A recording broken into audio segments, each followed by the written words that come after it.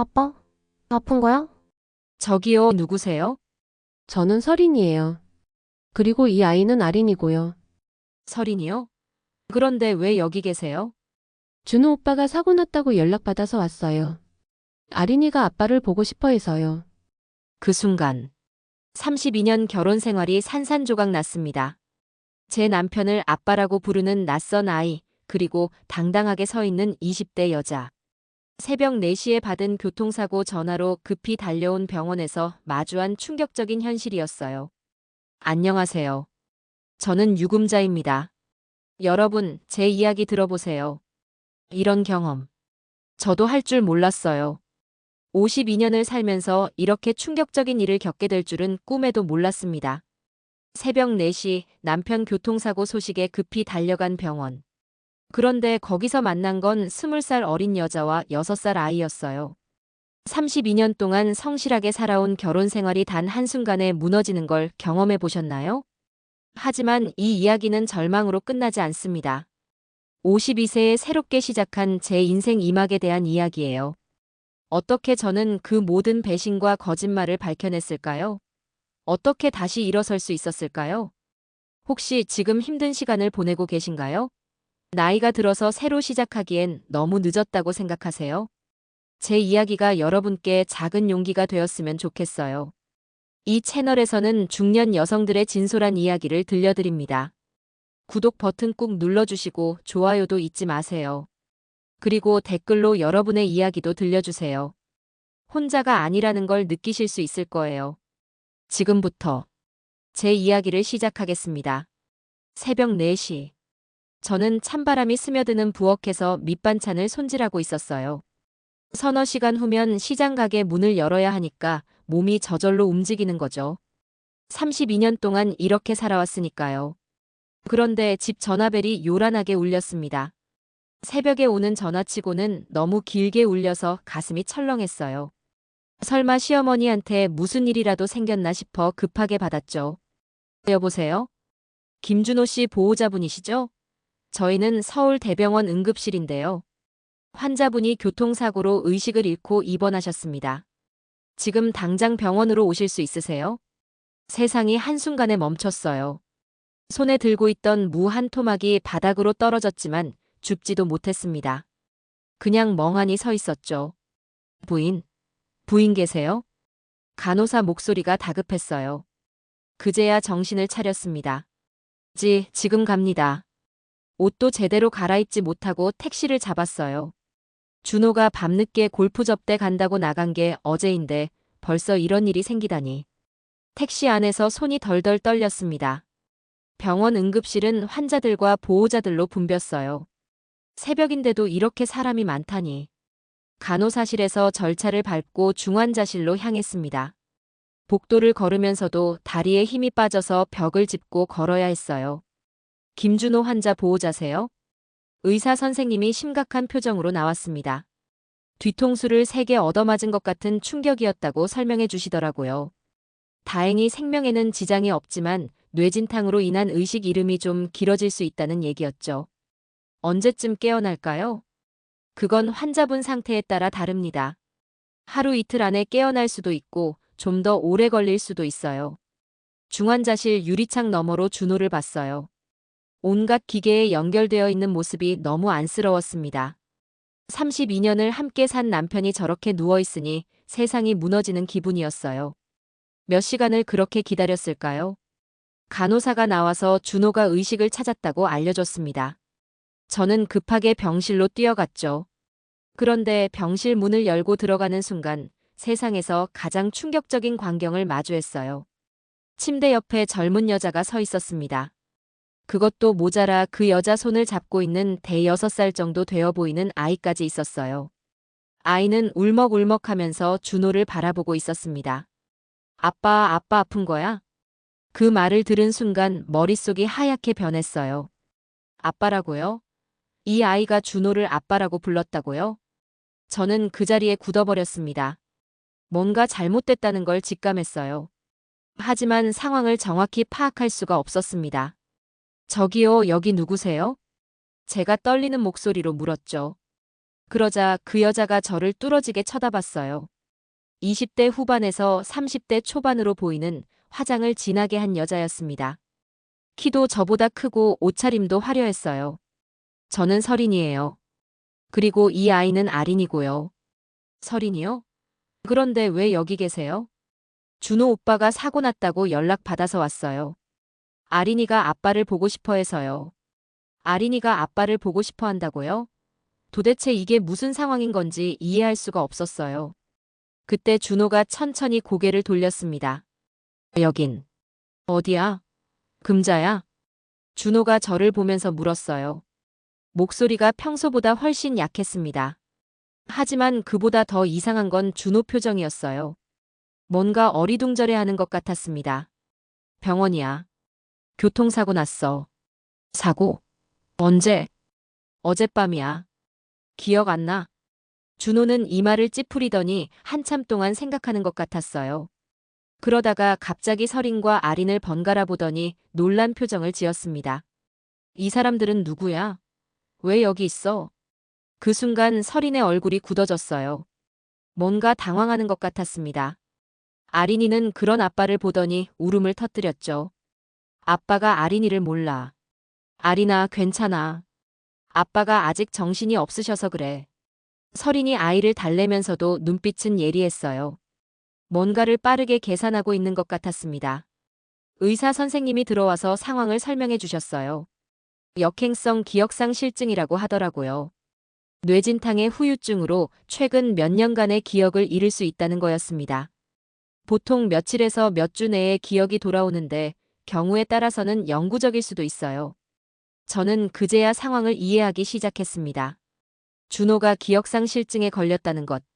그리고 이 설인이라는 여자와 아린이라는 아이가 준호와 어떤 관계인지 모르겠지만 분명히 뭔가 있다는 것. 하지만 아직은 확신할 수 없었어요. 혹시 오해일 수도 있잖아요. 그냥 준호의 지인일 수도 있고. 하지만 가슴 깊은 곳에서는 이미 불안감이 커지고 있었습니다. 저는 먼저 가볼게요. 아린이가 피곤해해서요. 설인이 그렇게 말하면서 자리를 뜨려고 했어요. 그런데 아린이가 준호 손을 꼭 잡더니 안 놓으려고 했습니다. 아빠, 아린이 내일도 올게. 아픈 거 빨리 나아야 해. 그 순간 온몸에 소름이 돋았어요. 이 아이가 진짜로 준호를 아빠라고 생각하고 있구나. 그리고 둘 사이에는 분명히 뭔가 특별한 관계가 있구나. 설인과 아린이가 나간 후 병실에는 저와 준호만 남았습니다. 준호는 여전히 혼란스러운 표정이었어요. 금자야, 저 사람들 정말 몰라. 그런데 왜 그 아이가 나를 아빠라고 불러? 나도 몰라. 너 정말 기억 안 나? 응. 뭔가 이상해. 머릿속이 뿌옇다. 저는 준호 옆에 앉아서 손을 잡았습니다. 차갑고 떨리고 있었어요. 32년 동안 이 손을 잡고 살아왔는데 오늘따라 낯설게 느껴졌습니다. 그날 밤 저는 병원 의자에서 잠을 청했어요. 하지만 잠이 올 리가 없었죠. 머릿속에는 온갖 생각들이 맴돌았습니다. 설인이라는 여자는 누구일까? 아린이라는 아이는 정말 준호의 아이일까? 만약 그렇다면 32년 결혼 생활이 다 거짓말이었던 건가? 새벽이 되어서야 간신히 잠들었는데 꿈에서도 그 아이의 목소리가 들렸어요. 아빠, 아빠 아픈 거야? 그 맑고 순진한 목소리가 제 가슴을 찢어놓고 있었습니다. 준호가 의식을 찾은 지 사흘째 되던 날, 저는 집으로 돌아와 혼자만의 시간을 가졌어요. 병원에서는 계속 간병인이나 간호사들 눈치를 봐야 했거든요. 그런데 집에 혼자 있으니 머릿속이 정리되기 시작했습니다. 가만 생각해보니까 지난 1년 동안 정말 이상한 일들이 많았어요. 그땐 그냥 넘어갔는데 지금 생각해보니까 전부 수상했던 거죠. 먼저 카드 사용 내역부터 뜯어봤습니다. 준호는 원래 돈 쓰는 걸 꼼꼼히 체크하는 사람인데 작년부터 갑자기 카드 명세서를 저한테 안 보여줬어요. 그때는 회사 일이 바빠서 그런가 보다 했는데 서랍 깊숙이 숨겨둔 카드 명세서들을 찾아냈어요. 손이 벌벌 떨렸지만 하나하나 확인해봤습니다. 백화점에서 여성 의류 구입, 고급 레스토랑 식사비, 그리고 뭔지 모를 유아용품 구입 내역까지. 이 모든 게 제가 모르는 사이에 일어난 일들이었어요. 이게 뭐야? 목소리가 떨렸어요. 32년 동안 한 번도 의심해 본 적 없는 남편이었는데 이런 식으로 뒤통수를 칠 줄은 몰랐습니다. 그 다음엔 준호 옷을 뒤져봤어요. 평소에 빨래할 때 주머니 확인하는 건 당연한 일이잖아요. 그런데 며칠 전에 준호 재킷 주머니에서 이상한 게 나왔던 게 생각났습니다. 작은 인형이었어요. 플라스틱으로 만든 귀여운 토끼 인형. 그땐 회사에서 누가 줬나 보다 했는데 지금 생각해보니까 그게 아니었던 것 같아요. 아린이 같은 아이가 아빠한테 준 선물일 수도 있잖아요. 그리고 준호 향수도 바뀌었어요. 원래 쓰던 향수는 20년째 똑같은 브랜드였는데 작년부터 갑자기 다른 향수를 쓰기 시작했습니다. 달콤하고 젊은 냄새였어요. 그땐 기분 전환이려나 했는데 정말 바보같이 살았네. 혼잣말이 나왔습니다. 이렇게 명백한 증거들이 있었는데 왜 몰랐을까요? 아니, 몰랐던 게 아니라 모르고 싶었던 걸지도 몰라요. 주말마다 골프 접대 간다고 나가는 것도 이상했어요. 원래 준호는 골프를 그렇게 좋아하지 않았거든요. 그런데 작년부터 갑자기 주말마다 골프채를 챙겨서 나갔습니다. 여보, 또 골프야? 응, 부장님이 중요한 거래처 분들이랑 라운딩 하자고 해서. 승진에도 도움이 될 것 같고. 그때마다 준호는 그런 식으로 둘러댔어요. 저도 남편이 열심히 일한다고 생각했죠. 바보같이. 이런 생각을 하다 보니까 속이 뒤틀려서 견딜 수가 없었어요. 누군가한테 털어놓고 싶었습니다. 그래서 옆집 박명자한테 전화를 걸었어요. 명자야, 나 지금 좀 답답해서 그런데 잠깐 올 수 있어? 그래, 와. 무슨 일이야? 박명자는 저랑 동갑내기로 같은 동네에서 20년 넘게 살아온 친구예요. 애들 키울 때부터 서로 도와주며 지낸 사이죠. 명자네 집에 가서 그동안 있었던 일들을 다 털어놨습니다. 병원에서 만난 서린과 아린이 얘기, 그리고 준호의 수상한 행동들까지. 어머, 금자야. 그럼 정말로? 아직 확실하지는 않아. 근데 상황상 그런 것 같아. 아이고, 어쩌면 좋아. 그런데 금자야, 혹시 준호가 남쪽에 방 하나 얻었다는 소문 들었어? 응? 무슨 소리야? 아니야, 그냥 듣기로는. 강남 쪽에 원룸인가 뭔가를 얻었다고 하던데. 그 말을 듣는 순간 머리가 띵했어요. 강남에 방을 얻었다고요? 도대체 뭘 하려고요? 누가 그런 얘기를 해? 에이, 그냥 동네 사람들이 하는 얘기야. 별거 아닐 수도 있고. 하지만 명자 표정을 보니까 뭔가 더 아는 게 있는 것 같았어요. 왠지 불안했습니다. 명자네 집에서 나와서 집으로 오는 길에 온갖 생각이 들었어요. 32년 결혼 생활이 이렇게 허무하게 무너질 수 있는 건가요? 그동안 제가 믿고 살아온 모든 게 거짓말이었던 건가요? 집에 도착해서 거울을 봤어요. 52세의 제 얼굴이 비쳤습니다. 주름도 늘고 머리카락도 성성해졌어요. 반찬 가게 일로 손도 거칠어졌고. 그런데 서리는 젊고 예뻤잖아요. 내가 이래서 버림받는 건가? 거울 속 제 모습이 초라해 보였어요. 그동안 가정만 돌보고 살았는데 남편은 다른 여자와 아이까지 만들고 있었다니. 그날 밤 잠자리에 들면서도 계속 생각했어요. 이제 어떻게 해야 할까요? 준호를 다그쳐서 진실을 밝혀내야 할까요? 아니면 모른 척하고 살아야 할까요? 하지만 한 가지 확실한 건 있었어요. 더 이상 이렇게 속아서 살 수는 없다는 거였습니다. 진실이 뭔지 알아내야 했어요. 그래야 제가 어떻게 살아갈지 결정할 수 있으니까요. 다음 날 아침 명자한테서 전화가 왔어요. 금자야, 미안한데 어제 우리가 한 얘기 다른 사람들한테는 비밀로 해줘. 당연하지, 왜? 아니야, 그냥. 동네 사람들이 이런저런 얘기하는 거 좋아하잖아. 그 말을 듣고 뭔가 이상하다고 생각했어요. 명자가 벌써 다른 사람들한테 얘기했구나. 친구라고 믿었는데 실망스러웠습니다.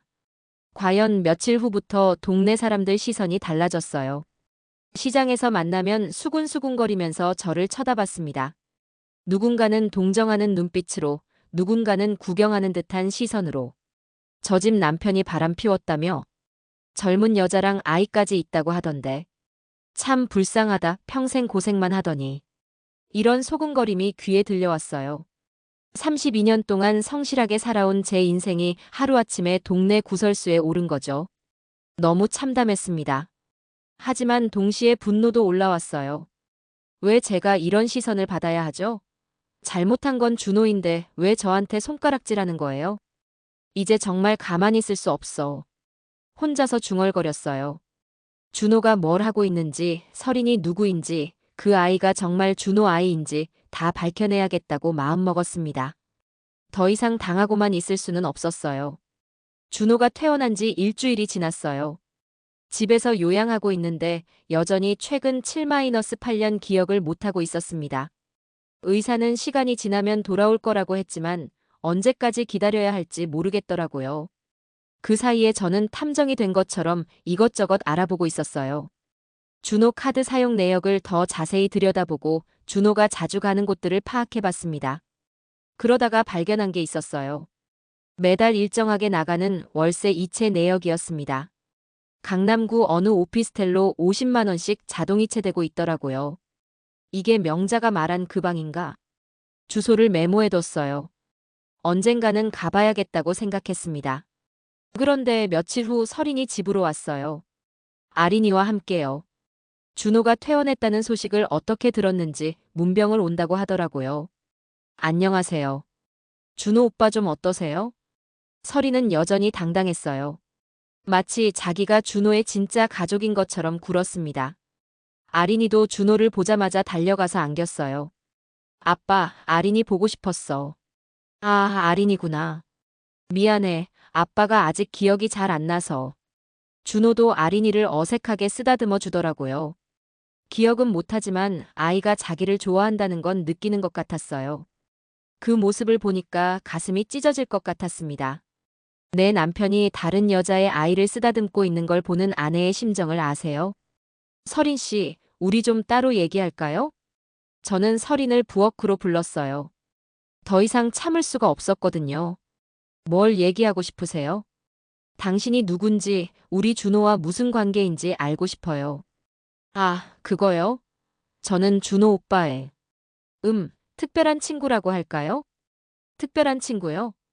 네, 그리고 아린이는 준호 오빠 딸이에요. 그렇게 태연하게 말하더라고요. 마치 당연한 일인 것처럼. 저는 뒤통수를 한 대 맞은 기분이었어요. 증거라도 있어요? 증거요? 굳이 그런 게 필요할까요? 아린이를 보시면 알 수 있잖아요. 설이는 비웃는 듯한 표정을 지었어요. 그 순간 엄청난 분노가 치밀어 올랐습니다. 당신 지금 우리 집에서 무슨 짓을 하는 거예요? 짓이요? 전 그냥 아린이 아빠를 보러 온 거예요. 아린이한테는 아빠가 필요하거든요. 우리 준호는 제 남편이에요. 32년째. 32년이요? 길긴 하네요. 하지만 사람 마음이라는 게 변할 수 있잖아요. 설인의 말 한마디 한마디가 독화살 같았어요. 저는 참지 못하고 소리쳤습니다. 당장 나가세요. 왜요? 전 준호 오빠가 허락해줘서 온 건데요. 그때 준호가 부엌으로 들어왔어요. 무슨 일이야? 왜 이렇게 시끄러워? 준호야, 이 사람들 당장 내보내. 왜?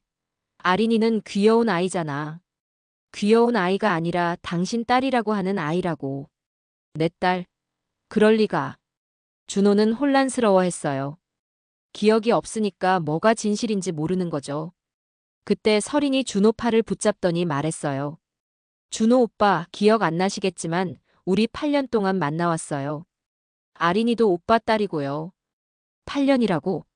네, 오빠가 저를 얼마나 사랑했는지 몰라요. 아린이도 오빠 눈에 넣어도 안 아플 정도로 예뻐해 주셨고. 설이는 능숙하게 거짓말을 했어요. 준호의 기억상실을 이용해서 가짜 추억을 심어주고 있었습니다.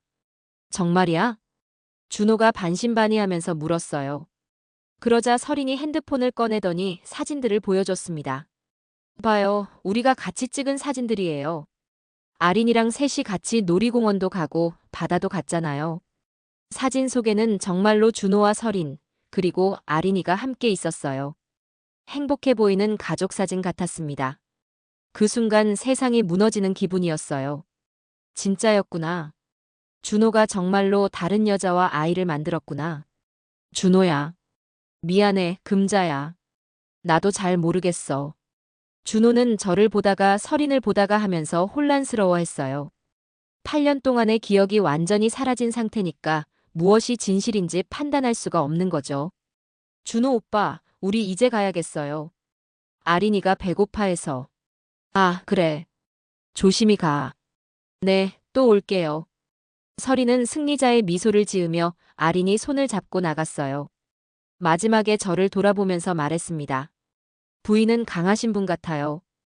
혼자서도 잘 사실 수 있을 거예요. 그 말이 무슨 뜻인지 너무나 분명했어요.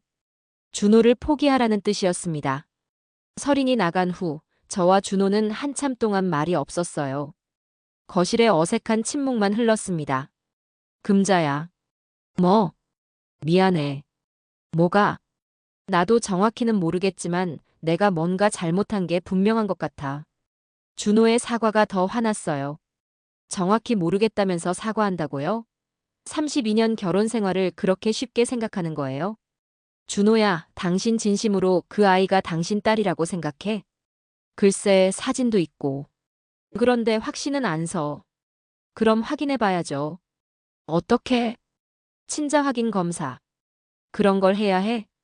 당연하죠. 32년 결혼 생활이 가짜였는지 진짜였는지 확인해야 되잖아요. 준호는 고개를 숙였어요. 뭔가 부담스러워하는 것 같았습니다. 그런데 금자야, 만약에 정말 내 딸이라면 어떻게 할 거야? 그 질문을 받고 할 말이 없었어요. 정말 준호의 딸이라면 어떻게 해야 할까요? 이혼해야 할까요? 아니면 참고 살아야 할까요? 모르겠어. 일단 확인부터 하자. 알겠어. 그날 밤 잠자리에 누워서 생각했어요. 내일 그 오피스텔에 가봐야겠다고. 더 이상 당하고만 있을 순 없었어요. 직접 확인하고 싶었습니다. 며칠 후 용기를 내서 그 오피스텔에 가봤어요. 강남 신축 오피스텔이더라고요. 깔끔하고 비싼 건물이었습니다. 초인종을 눌렀어요. 가슴이 뛰어서 심장 소리가 들릴 정도였습니다. 누구세요? 서린의 목소리였어요. 저 유금자예요. 잠시 조용하더니 문이 열렸어요. 서린이 나왔는데 집에서 봤을 때보다 더 화려하게 차려입었더라고요. 어머, 어떻게 여기까지 오셨어요? 당신과 얘기할 게 있어서요. 들어오세요. 집 안으로 들어갔는데 깜짝 놀랐어요. 2-30평 정도 되는 원룸이었는데 가구며 가전제품이며 전부 고급이었습니다. 준호가 여기에 얼마나 많은 돈을 쏟아부었는지 알 수 있었어요. 커피 드릴까요? 됐어요. 앉아서 얘기해요. 소파에 앉으니까 서린이 제 맞은편에 앉더라고요. 여전히 당당한 표정이었습니다. 뭘 얘기하고 싶으세요? 당신 정체가 궁금해요. 정체요? 전 그냥 서린이에요. 서린이 본명이에요? 물론이죠. 한서린이요. 나이는 31살이에요. 저보다 21살이나 어렸어요. 그럼 준호와는 20살 차이네요. 우리 준호와 어떻게 만났어요? 카페에서 만났어요. 준호 오빠가 먼저 말 걸어왔죠. 언제부터 만났다고 했죠? 8년 전부터요. 8년 전이면 아린이 나이와 맞네요. 네, 아린이는 우리 사이에서 태어난 아이예요. 서린은 거침없이 대답했어요. 마치 진실인 것처럼. 그런데 왜 이제야 나타났어요? 8년 동안 뭘 했다고요? 준호 오빠가 당분간은 비밀로 하자고 했어요. 부인한테 미안해서요. 미안해서요? 네, 부인을 사랑했으니까 결혼했던 거잖아요. 그런데 저 때문에 힘들어할까 봐. 그럼 왜 지금은 나타났어요? 서린이 잠시 망설이더니 말했어요. 사실은 다른 이유가 있어요. 무슨 이유요? 한도연 회장님 아세요? 갑자기 웬 한도연 회장 얘기가 나와서 당황했어요. 한도연은 유명한 그룹 명예회장이잖아요. TV에서 본 적은 있어요. 저희가 그분과 인연이 있어요. 인연이요? 제가 그분을 간병해드리고 있어요. 사실혼 관계라고 할까요?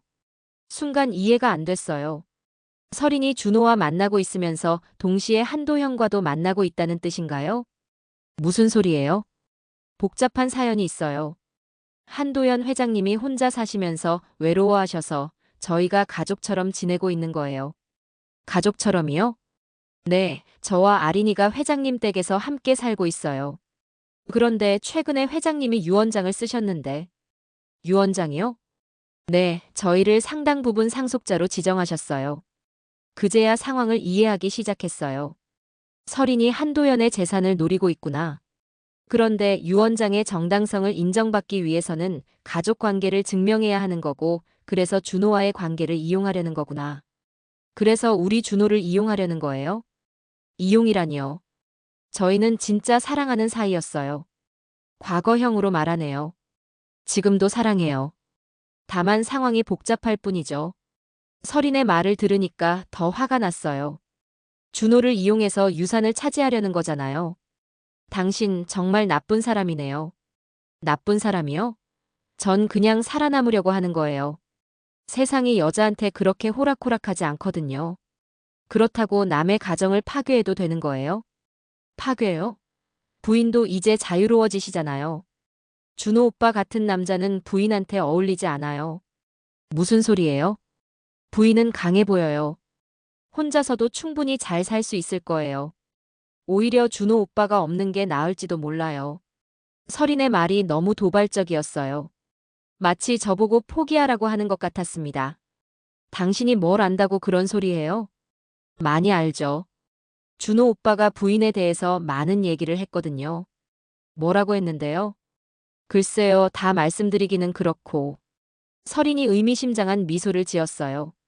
그 표정이 너무 밉살스러웠습니다. 어쨌든 부인, 이제 현실을 받아들이세요.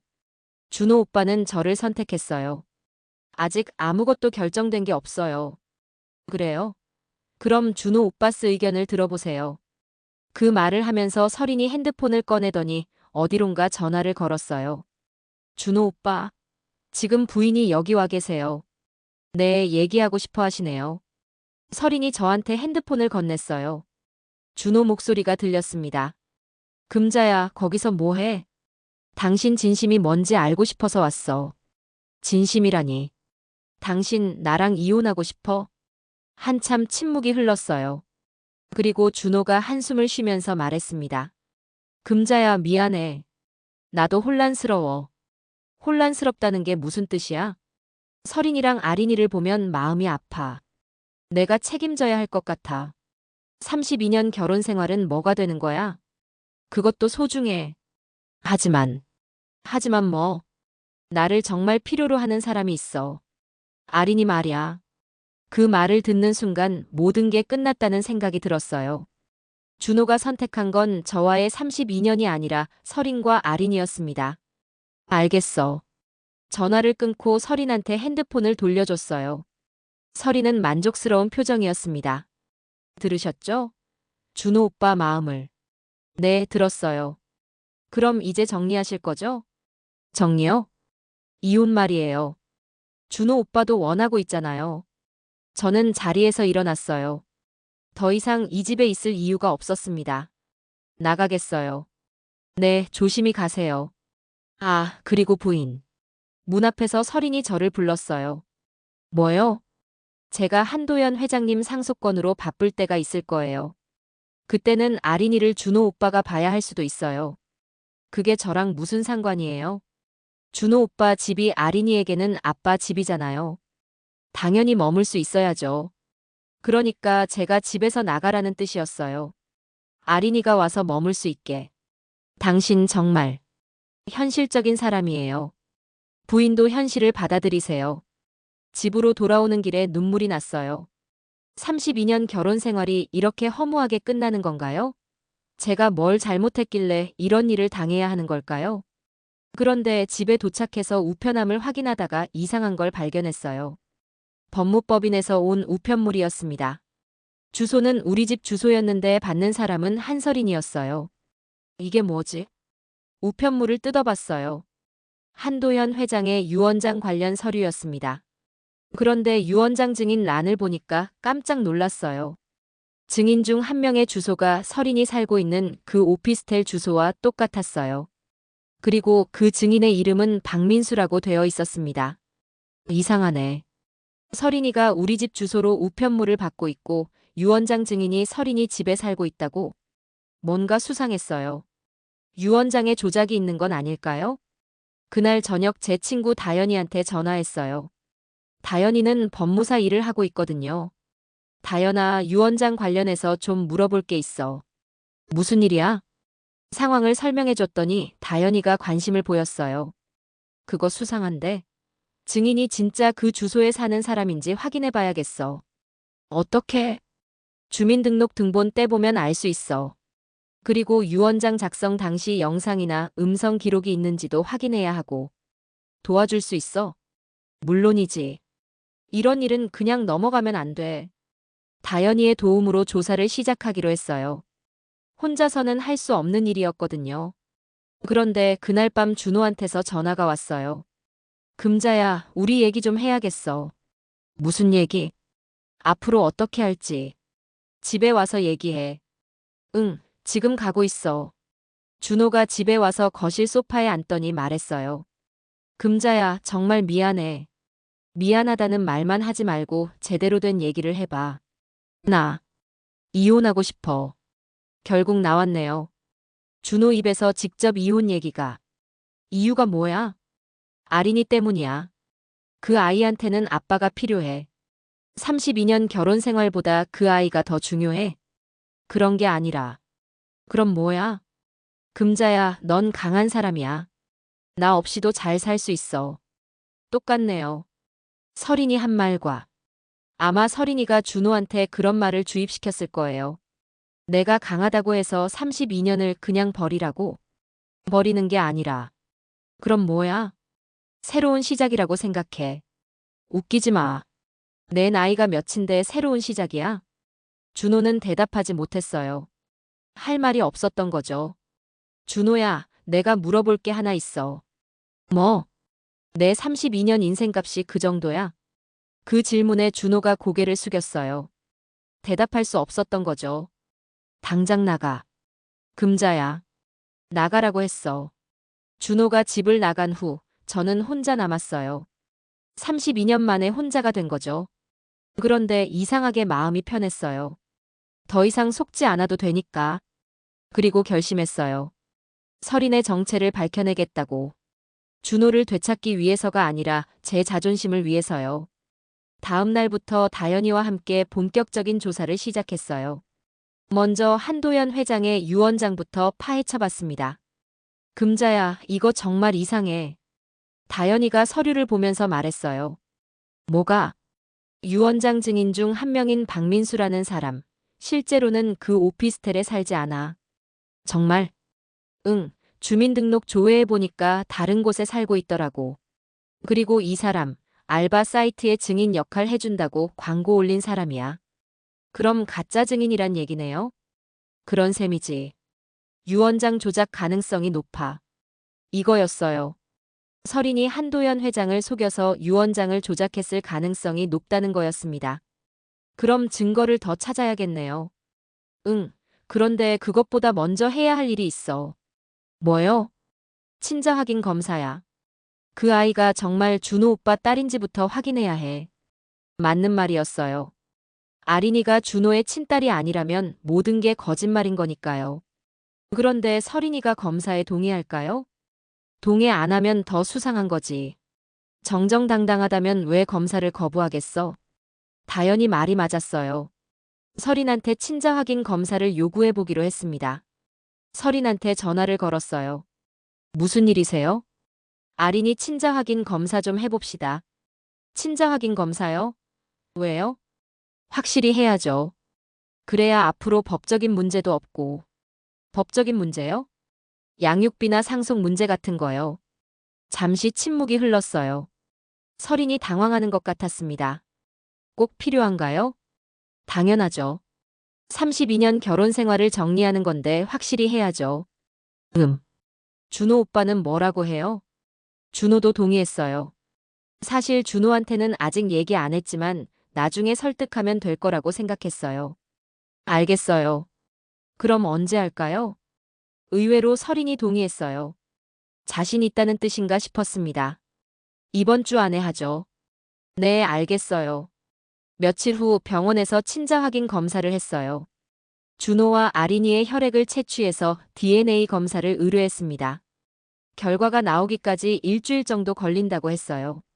그 일주일이 정말 길게 느껴졌습니다. 그 사이에 저는 또 다른 조사를 했어요. 아린이의 예방접종 수첩을 구해서 혈액형을 확인해 봤거든요. 이상하네. 아린이는 AB형이었어요. 그런데 준호는 O형이거든요. O형과 뭘 만나야 AB형이 나올 수 있는지 궁금해서 인터넷으로 찾아봤어요. O형 부모에게서는 AB형 자녀가 태어날 수 없다. 이거였어요. 유전 법칙상 O형인 준호에게서 AB형인 아린이가 태어날 수 없다는 거였습니다. 급하게 다연한테 전화했어요. 다연아, 큰일 났어. 왜? 무슨 일이야? 아린이 혈액형이 AB형인데 준호는 O형이야. 그럼.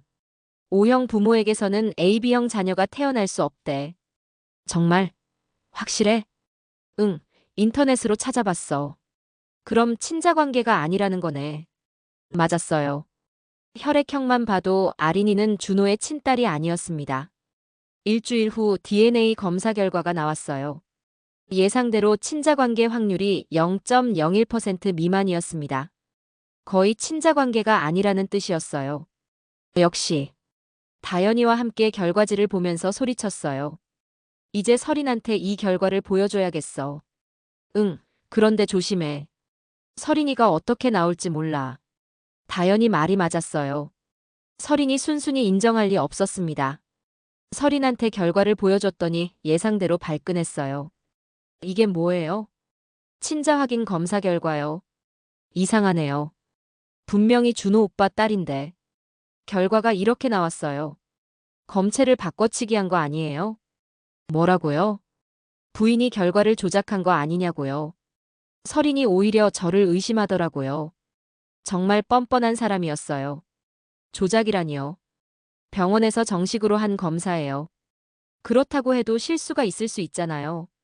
그럼 다시 검사해 봅시다. 됐어요. 이미 한 번 했는데 또 할 필요 없어요. 왜요? 조작했다고 생각하시면 다시 해보면 되잖아요. 서린이 말을 못했어요. 다시 검사하면 똑같은 결과가 나올 게 뻔하니까요. 어쨌든 아린이는 준호 오빠 딸이에요.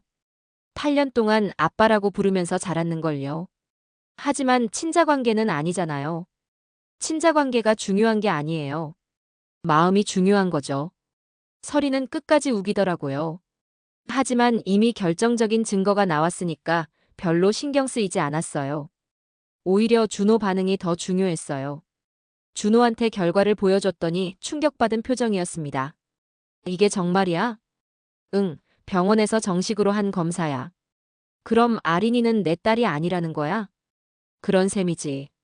준호가 한참 동안 멍하니 있더니 말했어요. 그럼 내가 8년 동안 속았다는 거네. 그런 거 같아. 서린이가 나를 속인 거야? 다른 설명이 있어? 준호는 고개를 숙였어요. 자신이 완전히 속았다는 걸 깨달은 거죠. 미안해, 금자야. 이제 와서 미안하다고 해서 뭐가 달라져? 그래도 당신 서린한테 속아서 32년 결혼 생활을 포기하려고 했잖아. 내가 바보였어. 바보라는 말로는 부족해. 정말 화가 났어요. 어떻게 이렇게 쉽게 속을 수 있는 걸까요? 하지만 동시에 한편으로는 안도감도 들었어요. 이제 진실이 밝혀졌으니까 서린을 완전히 무너뜨릴 수 있을 거라고 생각했습니다. 그런데 문제는 서린이 기어코 인정하지 않는다는 거였어요. 오히려 더 적극적으로 나오기 시작했습니다. 부인이 검사 결과를 조작했어요. 준호 오빠, 부인 말에 속지 마세요. 서린이 준호한테 그런 식으로 말하더라고요. 준호의 기억상실을 이용해서 계속 거짓말을 심어주려고 했습니다. 우리가 10년 넘게 사랑했잖아요. 아린이도 오빠를 얼마나 좋아하는데요. 하지만 DNA 검사 결과가 그런 건 믿으면 안 돼요. 부인이 우리를 갈라놓으려고 조작한 거예요. 서린의 말에 준호가 다시 흔들리기 시작했어요. 기억이 없으니까 뭐가 진실인지 판단하기 어려운 거죠. 준호야, 정신 차려. 과학적인 검사 결과를 어떻게 조작해? 그래도 혹시가 아니야. 분명한 거야. 하지만 준호는 여전히 확신하지 못하는 것 같았어요. 서린의 말에 계속 흔들리고 있었습니다. 그래서 결심했어요. 더 확실한 증거를 찾아내겠다고. 친자 확인 검사만으로는 부족했습니다. 서린의 모든 거짓말을 밝혀내야 했어요. 며칠 후 다연이한테서 연락이 왔어요. 금자야, 큰 소식이야. 무슨 소식이요? 한도연 회장 손자가 이번 주에 약혼식 한다는 거야. 그게 우리랑 무슨 상관이에요? 서린이가 그 약혼식에 한도연 회장 가족 대표로 참석한다는 소문이 있어. 뭐라고요? 한도연 회장이 요양원에 있으면서 서린이한테 가족 역할을 시키고 있나 봐. 이거였어요. 서린이 한도연 가족 행세를 하면서 약혼식에 나타날 거라는 얘기였습니다. 그럼 우리도 가봐야겠네요. 응, 그런데 조심해야 해. 한도연 가문 사람들이 다 모이는 자리니까. 괜찮아요. 오히려 그래야 확실하게 끝낼 수 있어요. 저는 결심했어요. 그 약혼식장에서 서린의 정체를 모든 사람 앞에서 폭로하겠다고. 약혼식 당일 다연이와 함께 호텔로 향했어요. 서울 시내 유명한 특급 호텔이었습니다. 금자야, 정말 괜찮겠어? 해야죠. 이런 기회가 또 언제 오겠어요. 호텔 연회장에 들어가니까 정말 화려했어요. 한도연 가문의 위력을 느낄 수 있었습니다. 그런데 입구에서 서린을 봤어요. 정말 화려하게 차려입고 있더라고요. 마치 진짜 가족인 것처럼 당당하게 사람들과 인사하고 있었습니다. 저기 있네. 어디? 저기 검정 드레스 입은 여자. 다연이도 서린을 확인했어요. 정말 당당하네. 저래도 되는 거야? 이제 곧 끝날 거예요. 저는 미리 준비해온 서류 봉투를 꽉 잡았어요. 결정적인 증거들이 다 들어 있었습니다. 약혼식이 시작되고 한참 진행되다가 가족 소개 시간이 왔어요. 신랑 측 가족들이 하나씩 인사하는 시간이었습니다. 다음은 한도연 명예회장님을 대신해서 서린 씨가 인사 말씀드리겠습니다. 서린이 무대로 올라갔어요. 마이크를 잡고 인사를 시작했습니다. 안녕하세요. 한도연 회장님을 모시고 있는 서린입니다. 회장님께서 몸이 불편하셔서 제가 대신 참석하게 되었습니다. 그때였어요. 저는 자리에서 벌떡 일어났습니다. 잠깐만요. 연 회장이 조용해졌어요. 모든 사람들이 저를 쳐다봤습니다. 저 여자는 가짜예요. 누구세요? 무슨 일이죠? 행사 진행자가 당황하면서 물었어요. 저는 유금자라고 합니다. 저 서린이라는 여자의 정체를 폭로하러 왔어요. 연 회장이 술렁거리기 시작했어요. 서린은 무대에서 창백한 얼굴로 저를 쳐다보고 있었습니다. 저 여자는 한도연 회장님을 속이고 있어요. 무슨 소리예요? 서린이 소리쳤어요. 증거가 있어요. 저는 준비해온 서류 봉투를 꺼냈어요. 첫 번째, 유언장 조작 증거입니다. 첫 번째 서류를 꺼내 보였어요. 한도현 회장님 유언장의 증인 중 한 명인 박민수라는 사람은 실제로는 서린이 사는 오피스텔에 살지 않아요. 이 사람은 알바 사이트에서 증인 역할을 해주는 사람이에요. 연 회장이 더 시끄러워졌어요. 사람들이 웅성거리기 시작했습니다. 두 번째, 아이 친자관계 조작 증거입니다. 두 번째 서류를 꺼냈어요. 서린이는 아린이라는 아이가 제 남편의 딸이라고 거짓말했어요. 하지만 DNA 검사 결과 친자관계가 아닌 것으로 밝혀졌습니다. 거짓말이에요. 서린이 소리쳤어요. 검사 결과를 조작한 거예요. 세 번째, 오피스텔 월세 증거입니다. 세 번째 서류를 꺼냈어요. 서린이는 제 남편을 이용해서 강남 오피스텔 월세를 대주게 했어요. 8년 동안 매달 50만 원씩 총 4,800만 원을 받아 챙겼습니다. 연 회장이 완전히 소란스러워졌어요. 한도연 가문 사람들이 웅성거리면서 서린을 쳐다봤습니다. 그리고 이 모든 증거를 뒷받침하는 녹취록도 있어요. 네 번째로 녹취기를 꺼냈어요. 서린이가 한도연 회장님 재산을 노린다고 제게 직접 말한 녹음이에요. 녹취록을 틀었어요. 서린의 목소리가 연 회장에 울려 퍼졌습니다. 한도연 회장님이 저희를 상당 부분 상속자로 지정하셨어요. 세상이 여자한테 그렇게 호락호락하지 않거든요. 연 회장이 완전히 아수라장이 되었어요. 사람들이 서린을 손가락질하기 시작했습니다. 저 건. 서린이 말을 못했어요. 완전히 당황한 상태였습니다. 그때 한도연 가문의 변호사로 보이는 사람이 나타났어요. 지금 당장 이 여자를 고발하겠습니다. 사기죄, 문서 위조죄로 말이에요. 아니에요. 이건 다 오해예요. 서린이 발버둥쳤지만 이미 늦었어요. 모든 증거가 나와버린 상황에서 변명할 여지가 없었습니다. 보안 요원, 이 여자를 밖으로 내보내세요. 보안 요원들이 서린을 끌고 나갔어요. 서린이 가면서 저를 쳐다보더니 소리쳤습니다. 당신도 가만두지 않을 거예요. 하지만 더 이상 무서울 게 없었어요. 모든 진실이 밝혀졌으니까요. 연회장이 조금 진정되자 한도연 가문의 어른이 저한테 와서 말했어요. 정말 고맙습니다. 덕분에 큰 사기를 당할 뻔했네요. 당연히 해야 할 일이었어요. 혹시 도움이 필요하시면 언제든 연락하세요. 명함을 주시더라고요. 한도연 그룹 법무팀장이었습니다. 약혼식장을 나오면서 다연이가 말했어요. 와, 정말 시원하다. 완전히 끝장났네. 그러게요. 이제 정말 끝났어요. 집으로 돌아오는 길에 마음이 후련했어요. 32년 결혼 생활을 망친 서린을 완전히 무너뜨렸으니까요. 하지만 동시에 공허함도 느껴졌어요. 이제 정말 모든 게 끝났구나. 준호와의 관계도 그동안 믿고 살아온 모든 것도. 집에 도착하니까 준호가 기다리고 있었어요. 금자야, 들었어. 약혼식장에서 일어난 일. 누가 얘기해줬어? 서린이한테서 전화 왔어. 울면서. 그래서 미안해. 정말 미안해. 준호가 무릎을 꿇더라고요. 거실 바닥에 무릎을 꿇고 고개를 숙였습니다. 이제 와서 무릎 꿇는다고 달라지는 게 있어? 없을 거야. 하지만 그래도 미안해.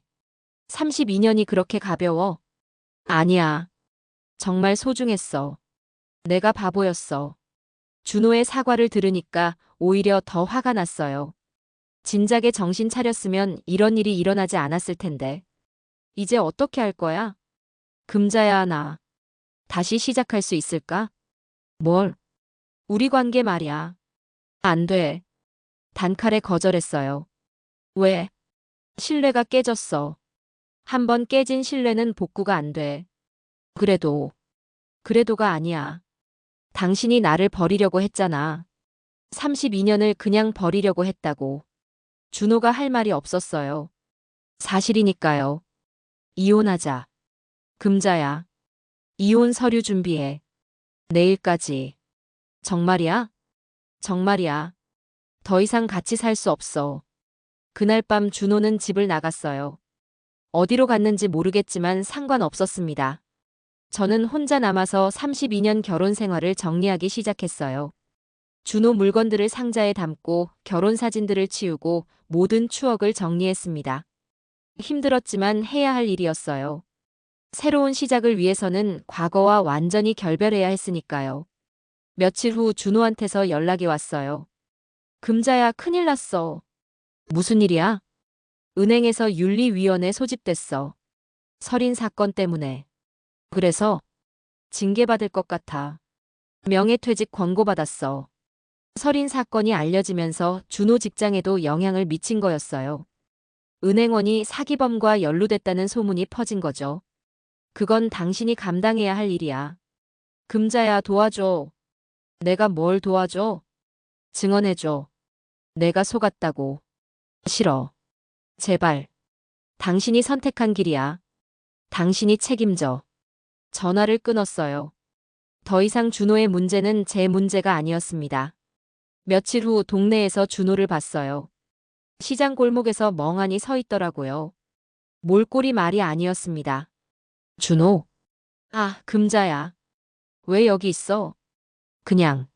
갈 곳이 없어서. 회사는? 그만뒀어. 명예퇴직했어.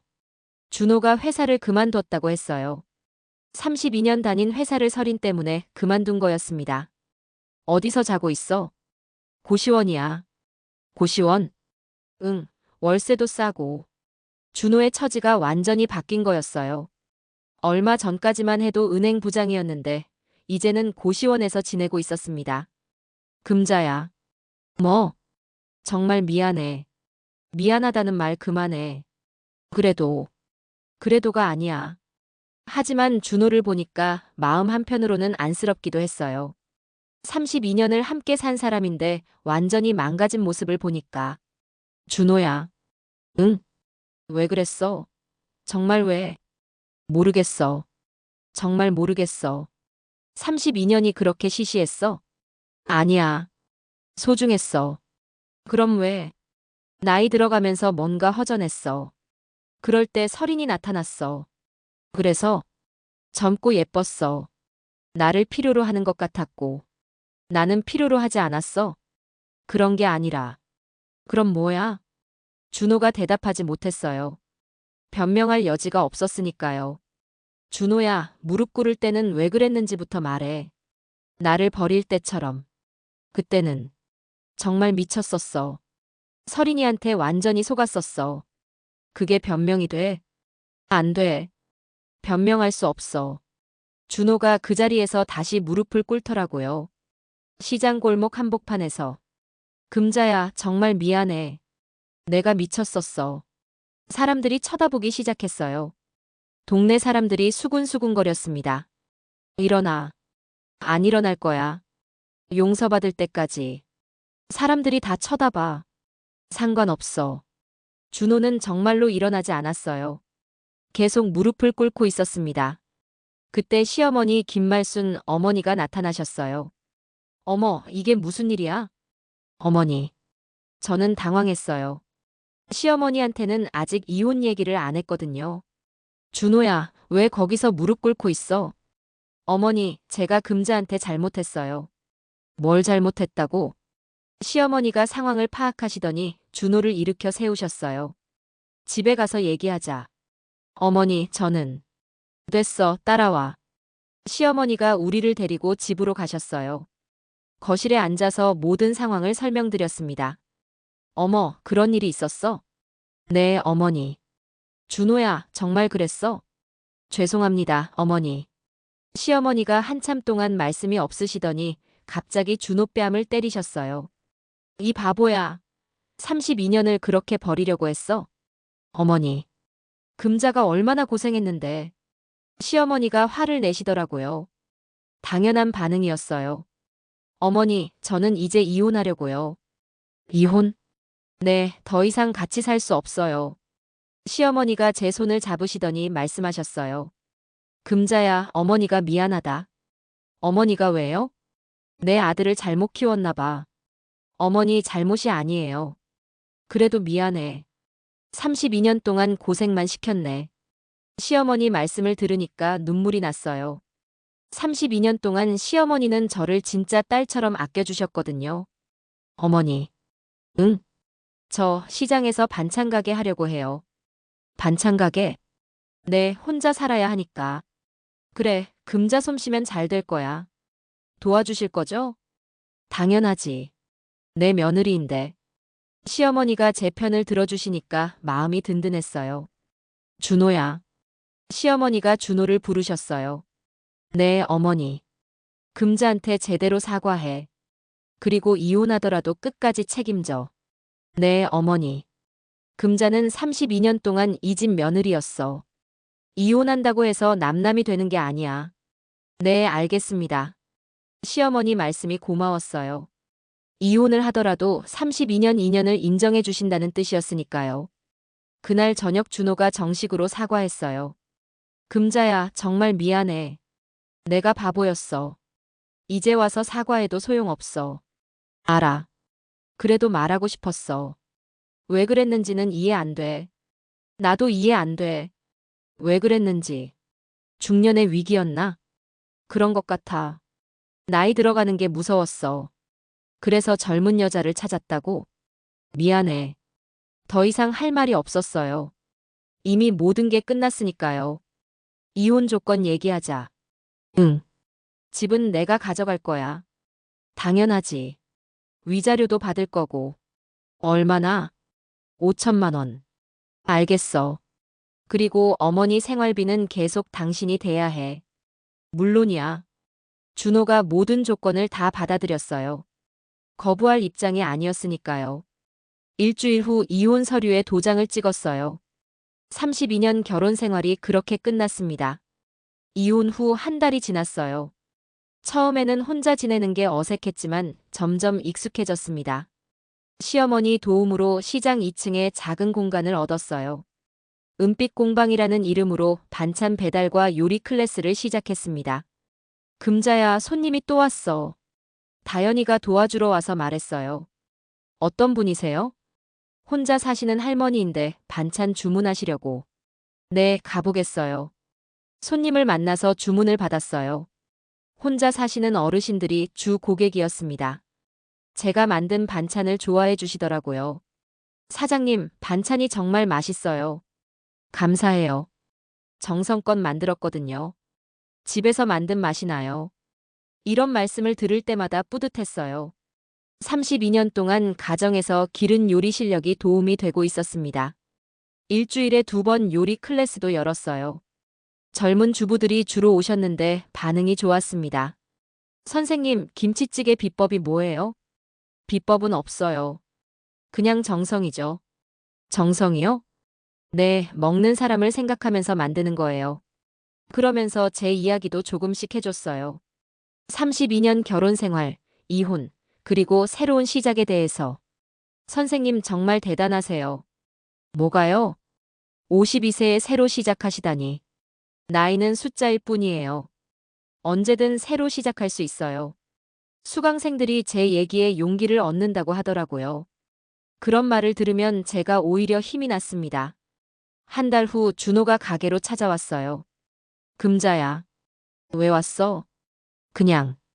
어떻게 지내나 싶어서. 잘 지내고 있어. 보다시피.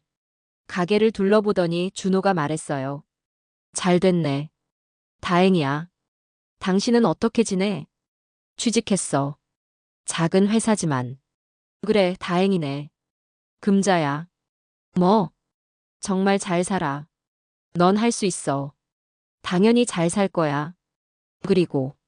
고마워. 뭐가? 서린이를 정리해줘서. 내가 한 게 아니야. 서린이 자초한 거지.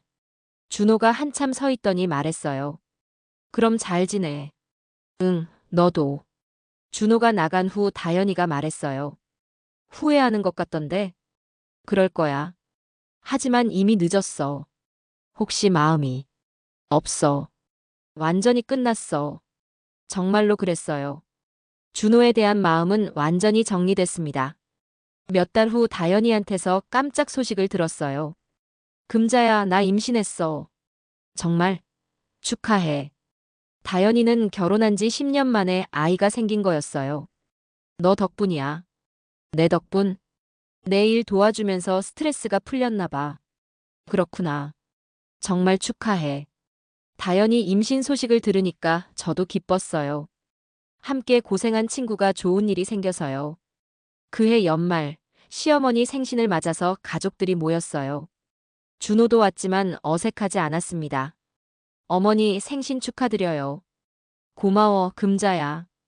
케이크 만들어 왔어요. 우리 며느리가 만든 케이크구나. 시어머니가 여전히 저를 며느리라고 불러주셨어요. 이혼했지만 32년 인연은 계속 이어간다는 뜻이었습니다. 어머니. 응. 제가 앞으로도 잘 모실게요. 고맙다, 우리 금자야. 시어머니가 제 손을 잡아주시더라고요. 따뜻했습니다. 생신상을 차리고 다 같이 사진을 찍었어요. 이상한 가족 사진이었지만 따뜻했습니다. 자, 찍어요. 사진을 찍으면서 생각했어요. 저는 이제 누구의 아내가 아니라 유금자라는 이름으로 살고 있다고. 52년 만에 진짜 제 이름으로 사는 거라고. 몇 달 후 은빛 공방이 더 커졌어요. 단골 손님들이 많아지고 요리 클래스도 인기가 좋아서 확장해야 할 정도였습니다. 금자 선생님 수업 언제 또 있어요? 다음 주 화요일에 있어요. 꼭 신청할게요. 수강생들이 저를 선생님이라고 불러줄 때마다 기뻤어요. 52년 인생에서 처음으로 누군가한테 인정받는 느낌이었거든요. 어느 날 저녁 가게 정리를 하면서 혼자 생각했어요. 32년 결혼 생활이 무너졌을 때는 세상이 끝난 것 같았어요. 하지만 지금 보니까 새로운 시작이었습니다. 진짜 제 인생의 시작이었어요. 그동안 저는 김준호의 아내, 김말순의 며느리로만 살았어요. 유금자라는 이름은 호적에만 있는 이름이었습니다. 하지만 이제는 달라요. 유금자라는 이름으로 살고 있어요. 은빛 공방의 사장 유금자, 요리 선생님 유금자로 말이에요. 52세에 새로 시작한 인생이지만 후회하지 않아요. 오히려 더 당당하고 자신있게 살고 있습니다. 며칠 후 다현이가 아들을 낳았어요. 병원에 문병을 갔더니 작고 예쁜 아기였습니다. 이름 뭐로 지을 거야? 은찬이야. 은찬이? 예쁘다. 아기를 보면서 생각했어요. 이 아이는 태어나면서부터 자기 이름으로 살 거라고. 누구의 소유물이 아니라 자기 자신으로 말이에요. 금자야, 너도 아이 이름 지어줘. 내가? 응, 은찬이 대모가 되어줘. 정말? 당연하지. 내 가장 소중한 친구인데. 다현이가 저를 은찬이 대모로 삼겠다고 하더라고요. 새로운 가족이 생긴 기분이었습니다. 집으로 돌아오는 길에 하늘을 올려다봤어요. 별이 정말 많이 떠 있었습니다. 유금자, 이제 당당하게 살아. 혼자서 중얼거렸어요. 52년 만에 진짜 제 이름으로 사는 인생. 늦었지만 새로운 시작이에요. 앞으로 어떤 일이 일어날지 모르겠지만 두렵지 않아요. 이제 저는 누구의 그림자가 아니라 유금자라는 한 사람으로 살아갈 테니까요. 그렇게 저의 새로운 인생이 시작되었습니다. 32년 결혼 생활의 끝에서 찾은 진짜 시작이었어요.